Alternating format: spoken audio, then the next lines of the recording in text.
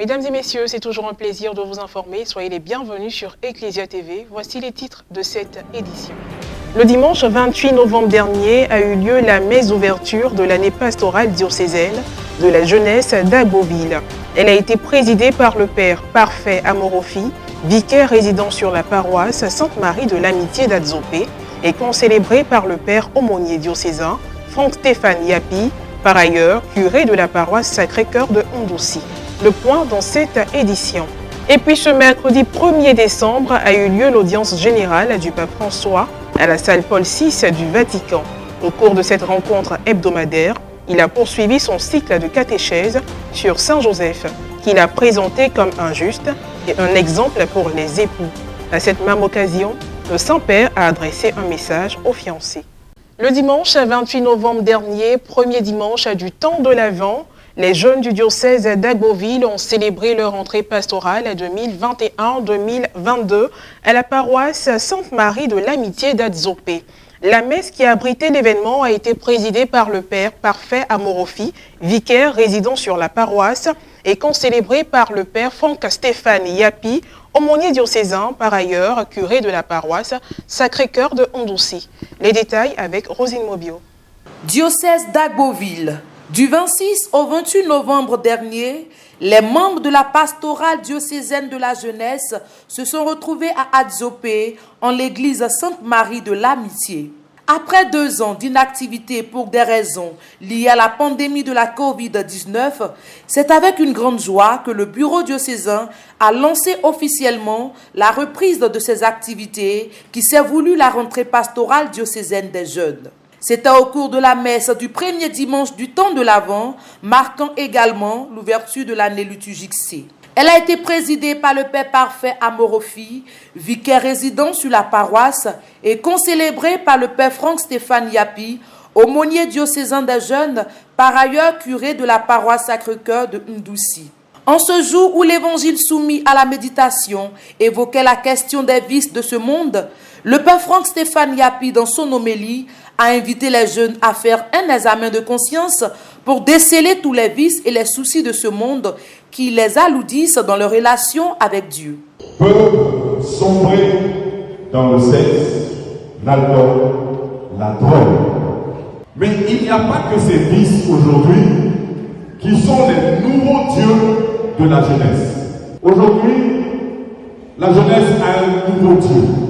Un Dieu par qui elle juge et elle croit fermement, c'est Internet. Tout ce qu'Internet dit, les jeunes croient. Les jeunes aujourd'hui ont un nouveau saint qu'ils prient chaque jour. Ils ont eu une dévotion au téléphone portable. Ce n'est pas ainsi que vous devez attendre le Seigneur pour être des modèles dans la Sainte Église catholique. Veillez à ce que votre cœur ne s'alourdisse. Celui qui a un cœur trop gros a le problème pour respirer. Un jeune qui a un cœur obèse aura donc un problème de santé spirituelle. Soulignons que durant son séjour, le bureau diocésain s'est penché sur l'organisation prochaine de la journée diocésaine des jeunes qui se tiendra du 14 au 15 mai 2022 au sein de la même paroisse. L'après-midi du samedi dernier a été consacré aux activités ludiques, dont un tournoi de gala qui a opposé la jeunesse des différents secteurs du diocèse, lequel a été remporté par la jeunesse du secteur Akoupé. Les rites de fin de la célébration ont été particulièrement marqués par l'envoi en mission du bureau diocésain.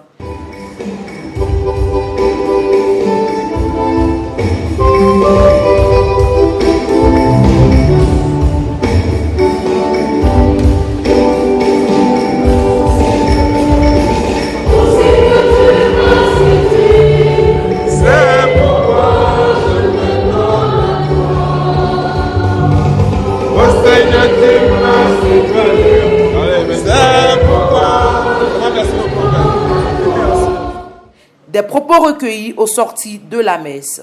En ce jour, nous venons juste de terminer notre rentrée pastorale.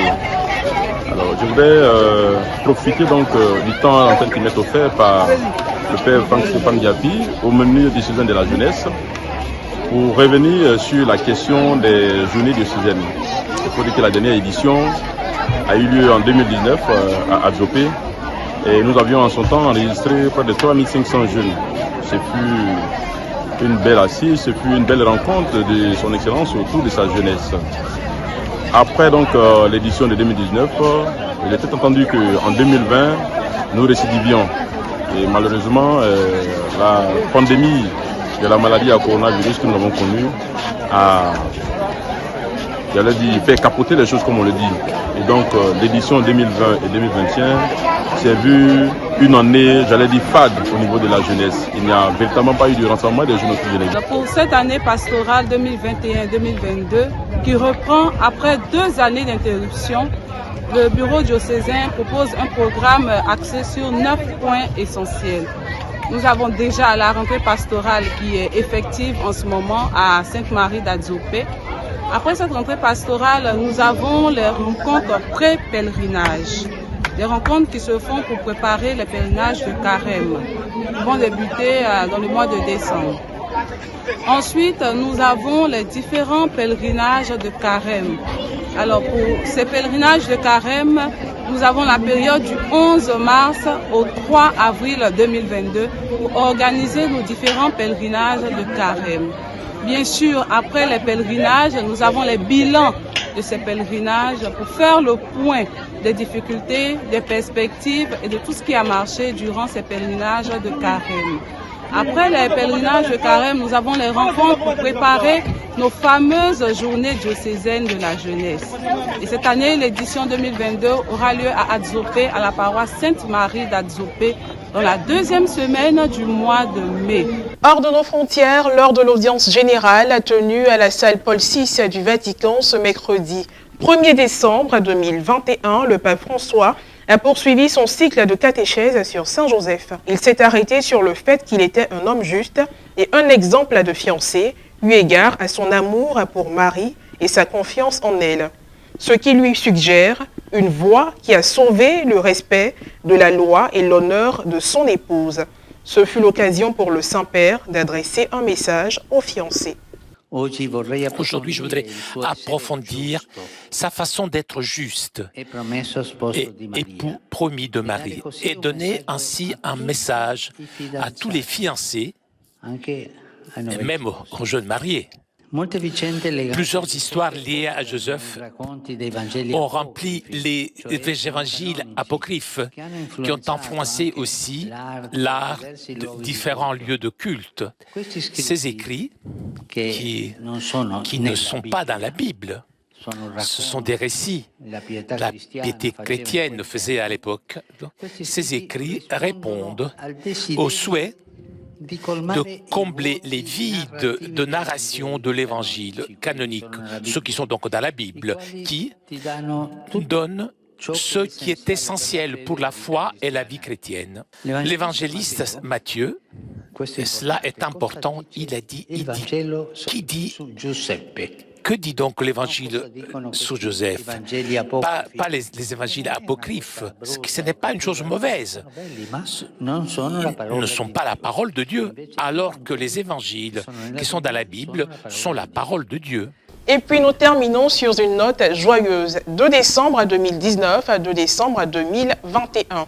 4 ans que le révérend Père Joël Hié a été ordonné prêtre. Il est le présentateur de l'émission Le Saint du Jour, diffusée sur Ecclesia TV. À cette occasion, toute l'équipe de la télévision catholique de Côte d'Ivoire, par ma voix, lui souhaite un joyeux anniversaire sacerdotal.